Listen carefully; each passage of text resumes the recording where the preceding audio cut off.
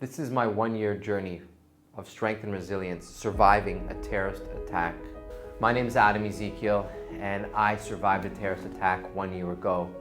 I'm going to talk about my year of strength and resilience from my heart and soul, and hopefully I can give you some lessons I learned and some insights on how to overcome such a thing in case you or anyone you know ever goes through something extremely traumatic, and I hope I can help you in some way. We're going to talk about the incident and the aftermath. Then we're going to discuss the journey to recovery. Then we'll discuss mental and emotional resilience. Then I'll discuss lessons learned and personal growth. And then we'll end with a motivational message for you at home. So let's begin. Let's go back to the actual day of what happened. It was July 2nd, 2024. I went out with some of my friends and my local synagogue to go on a hike and go see some places in Har Bracha as well as Chomesh. We wanted to see how people are living there, and we were supposed to go to a winery, and it was supposed to be a fun day. So that's what happened. We went and saw some really cool places. Like, for example, in Chomesh, there's only like 5 caravans in the middle of the mountain, and there's Arab neighborhoods all over the place. Pretty wild. And then we went to Har Bracha. That's where Rav Melamed lives, by the way, who wrote the book Pnei Halacha. Pretty amazing. It looks like a Jewish suburb. It's famous for this place called Har Bracha Tchina. Essentially, we went to this cliff area, this mountain area. Then you could see this fascinating view of Shechem, and you could see 50,000 Arab houses there. And the truth is, I actually felt danger because this is after October 7th, and I was pretty concerned. But I figured, okay, our next stop is the winery. Hopefully we'll get in and out. And the tour guide began talking and showing us the gravesite of Yosef from up above. And at some point I said, you know what, I'm going to step back. I'm going to go stand behind because I've been here before. I'm ready to go to the next place. Shechem, if you know about that place biblically, there's been a lot of tragedies there, to be honest with you. Dinah, her whole story, if you look her up, she's the daughter of Yaakov. Unfortunately, she was raped in Shechem, and Yosef was sold as a slave in Shechem. I believe the spies, when they came to Israel, they were confronted with the giants in Shechem, and they got scared. It's not really the best place, so I was really just ready to go. So I stood at the back, and I felt actually danger. I felt we were sitting ducks on the top of a mountain, and this Arab village there is just looking right at us. Every window is facing us. And I thought to myself, wow, it would be so easy to shoot at us. All someone has to do is open the window, pull out a shotgun, pull out a sniper rifle, aim, and then shoot, and then close the window. I felt it. I don't think I'm a Navi. I'm not a prophet anyway. It just was, we were like, 20 to 40 Jews on this mountain and 50,000 Arab homes. I didn't really think that was prophecy. I thought that was common sense. It's what actually happened. I got shot.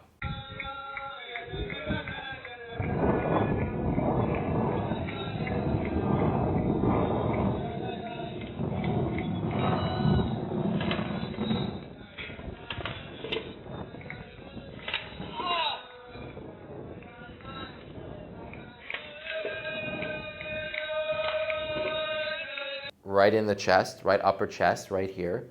And the first few seconds, I had no idea what was going on. My arm went into intense pain, and I didn't know what happened. I didn't know if I was having a heart attack. I didn't know if I was having a stroke. It was so intense. I was like, what did I do? Why is it all of a sudden hurting? I started to think, like, what could it be? Is it a heart attack? Is it a stroke? It went from intense pain, at the same time was also numb. And it felt like being stabbed. Not that I've ever been stabbed, but it just felt so intense. And I had no idea what was going on. And I had to figure it out. And I thought to myself, there's something inside of me. And I felt dizzy, I felt nauseous, my body couldn't handle it anymore. So I just fell to the ground because I felt like that would give me some comfort, but the pain didn't go away. And I realized something's inside of me. And I said, you know what? I'm shot. I could feel there's something in me.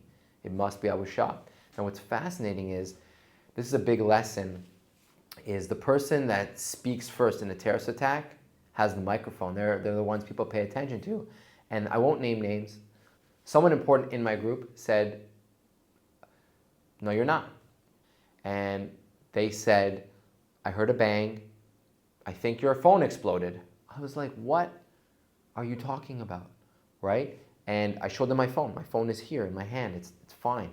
And you can imagine I'm on the floor with a bullet, and I'm now having to argue with someone who thinks they know better. And then they say, "Oh, if it wasn't your phone," they were like, "Well, oh, look, here's some broken glass." And they bend down, pick up some glass, and like they're Inspector Gadget, like they start looking at the glass. "Oh, you see this glass? Maybe this is from the explosion." I wanted to take off my shoe and hit them in the head, but I couldn't. And I had to be quiet and respectful because I didn't want to hurt this person's feelings. But I was shot. Funny enough, you should know, I bumped into that person sometime later, a few months later, when I was giving a talk at a particular location. And this person said to me, "By the way, you should know, when you said you were shot, I believed you." What's fascinating about that is I think that this person's telling the truth. How can I say that? Because I think when you look back on traumatic experiences, you kind of put yourself as the hero maybe, or it's a technique that this person used. But anyways, I digress. Let's keep going. So I got shot, was on the ground, and I said, "We got to get out of here." Now, because this person said, "No, you didn't," she put all of our lives in danger, because what ended up happening, there were actually 4 snipers that shot at us. What ended up happening was they eventually called an ambulance. The army came and they checked out what happened, and essentially the medic removed my shirt and saw an entry wound but no exit wound and realized I was shot. So that's exactly what happened. Now we'll go into the aftermath. Essentially, I was shot here. My arm was put in a sling and I couldn't use it. I couldn't move my hand up, and it was a struggle. Signed up to rehabilitation, to physio, and I'm grateful that I had some help. I also had to be treated with a psychologist and all kinds of other mental health specialists to just help me go through it, process everything, and they were very helpful. I gotta say, they really were, and I'm grateful that the country, Israel, provides these services, because I feel like you need a team. Life is a team sport, and you need people in your corner. Over time, you're able to do bench press, and I was able to do all kinds of moves, and I always was working my legs, definitely did get stronger. So that was really amazing, just to stay in the game, continue exercising. That was really important. You know, you never want to just lock yourself up in a room and not leave. You want to continuously be able to exercise and stay motivated. And one of the things that helped me a lot was I kept thinking to myself, you know, this has to be my comeback story. This has to be the story of the Jewish people of overcoming tragedy and going to triumph. Like, I'm not going to let this destroy me. I'm going to make this part of my winning story. And that's exactly what I've done all year long. And it helped me. It helped me get more business. It helped me get more clients. It helped me, I even think it helps me with my story, because, you know, it's not every trainer gets shot and comes back. I'm bulletproof now. Some of my favorite milestones was just being able to bench press some heavier weights, and you know, today I'm now bench pressing 100 kilo, which is amazing because I only weigh 70 kilos. So that was just really awesome to grow. Some lessons I learned from being shot and overcoming all these challenges was, one, get help. Don't do this on your own. You know, if you or anyone you know is ever in a traumatic experience, unfortunately a terrorist attack, anything like that, take the help. Don't try to do this all on your own. Just get the help. Go to the doctors, go to the specialists, go to the meetings, go to the appointments. That's one lesson. Another lesson I learned is stay positive. You know, there are moments where I felt, you know, numbness and pinching and all kinds of bad feelings, and it hurts and it's hard. But I just kept staying positive, because it's so easy to put yourself down and just feel negative about everything. I knew I would get through this. Funny enough, when I was in that ambulance driving to the hospital, I kept having these like really scary thoughts, like, how am I gonna work? Like, how am I gonna pay my bills? And you know, it freaked me out, like, can't move my arm. And then I thought to myself, what's something positive I can think of right now? And I was like, oh, 50 Cent. That's the rapper that got shot 9 times and made an amazing career as a rapper. So I was like, hey, I'm the trainer that was shot. I'm gonna make something good out of this. I'm gonna make lemonade out of lemons. So definitely, if you're ever in a crisis, like look at other people that were in crises and just look how far they came. So that's another huge lesson there, is look for the good in the bad. I love that I didn't resort to drugs like marijuana and things like that. That was good. A doctor even offered me a prescription, and I said no. So, some would argue, oh, that would have helped. I didn't want to go that route. I wanted to not take those kinds of things. So I'm proud of myself for that. Another lesson I learned is stay active. You want to keep moving. You want to keep your body, the blood flowing. The tissues will rebuild themselves, but you got to keep your body going. I really loved the fact, something really good that came out of this was I got closer with my family. My kids are busy too, and everyone's got things to do. But from the moment that terrorist attack happened till now, I feel like my kids and I hug each other more, we kiss each other more, we're there for each other on a deeper level. And that was something that the terrorist attack actually helped. And it brought my wife and I closer together. She was there for me in my darkest moments. Spend time with your family, because you never know when it's going to be your last moments with them.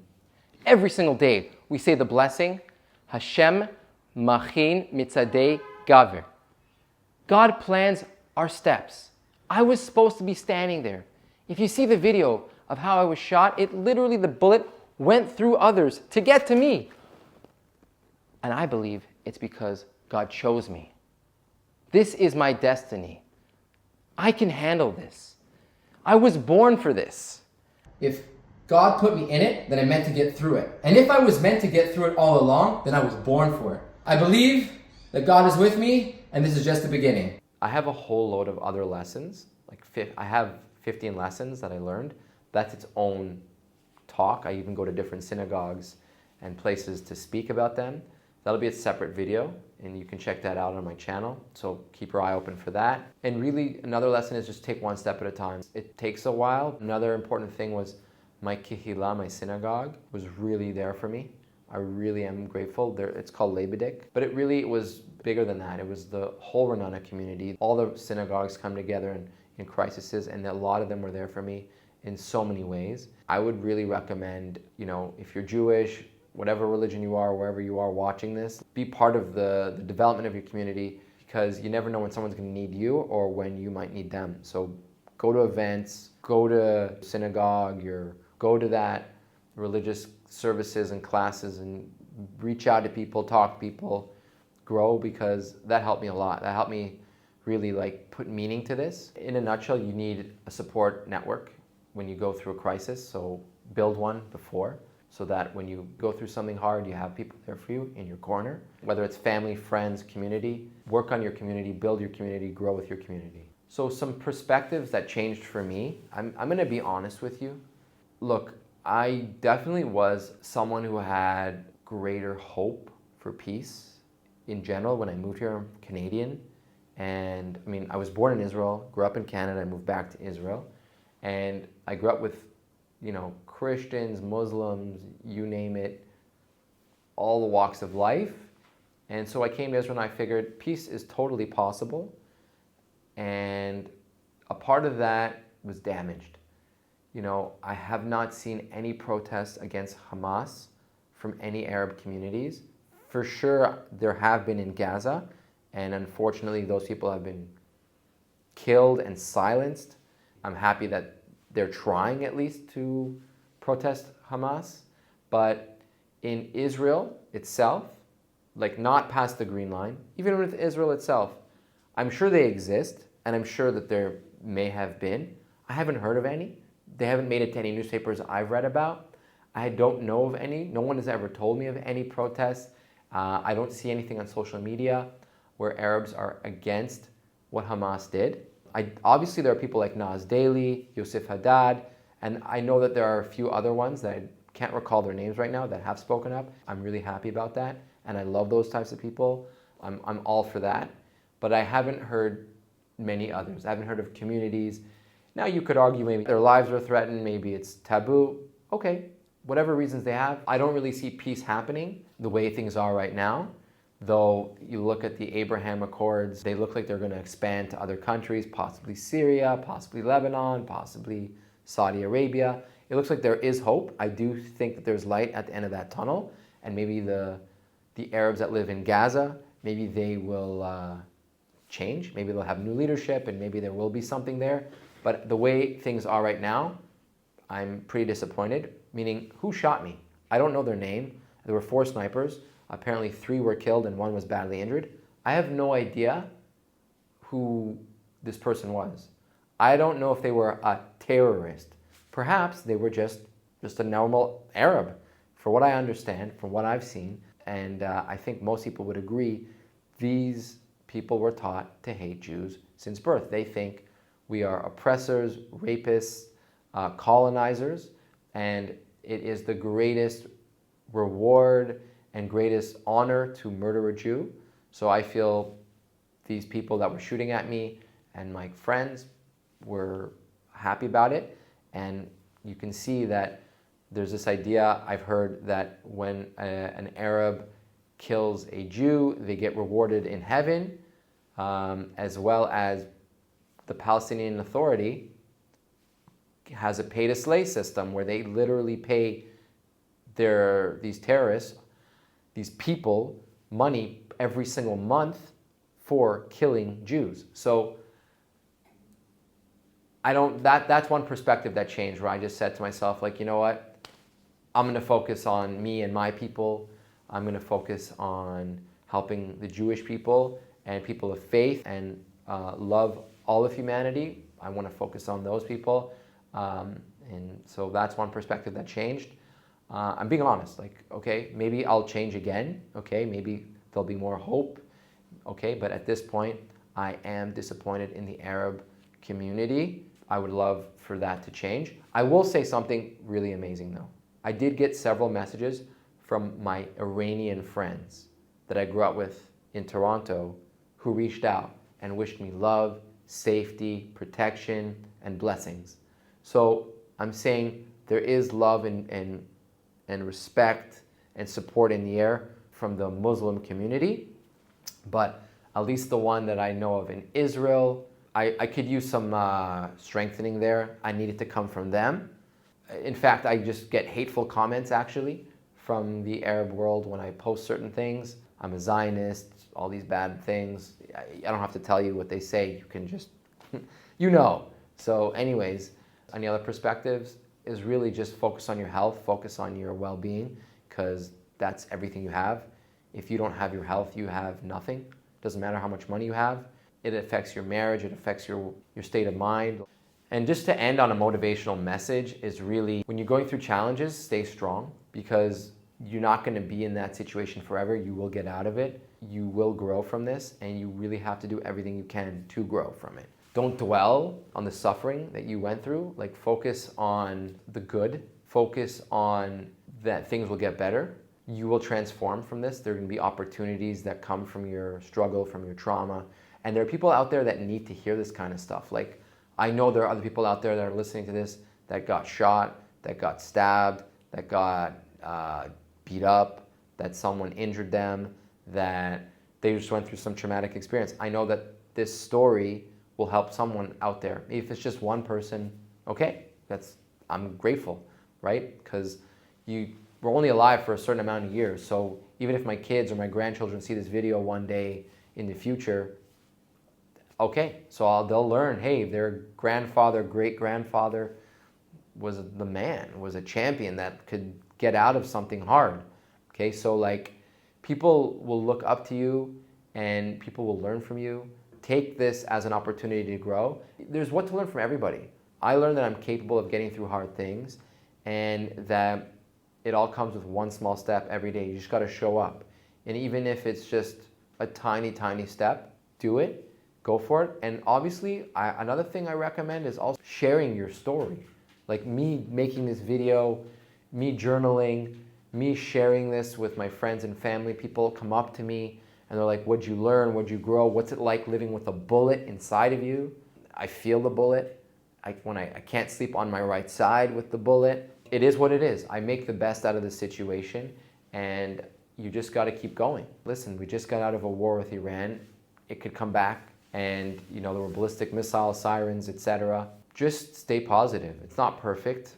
Life never has been perfect. So what? Just make the situation as best as you can. Be kind to people. Have patience with people. To finish up, life is a journey, and you want to become better than you were the year before. And you want to look back in your old self and say, wow, I can't believe I was like that. I can't believe I looked like that. I can't believe I spoke like that. And just try to transform and grow and ultimately serve others, help other people get through their journeys in a successful way. So I want to bless you wherever you are watching this. Thank you for your time, and may you grow through your struggles and your challenges. And hey, share your stories, share in the comments, what you're going through and what's helped you. And it would mean the world to me if you could like, share, and comment on my videos and stuff. It's so hard building a YouTube channel. So any love and support would be great. And my app is so close to being ready. Please check it out, soulactive.health. That's my website, and you can get a look. My mission is to help get the Jewish people and people of faith healthy, fit, and strong. So it would mean the world to me if you could check it out and even train with me online. That would be awesome to grow with you for the years ahead. All right, guys, thanks for your time, and I hope you have a beautiful day. Am Yisrael Chai.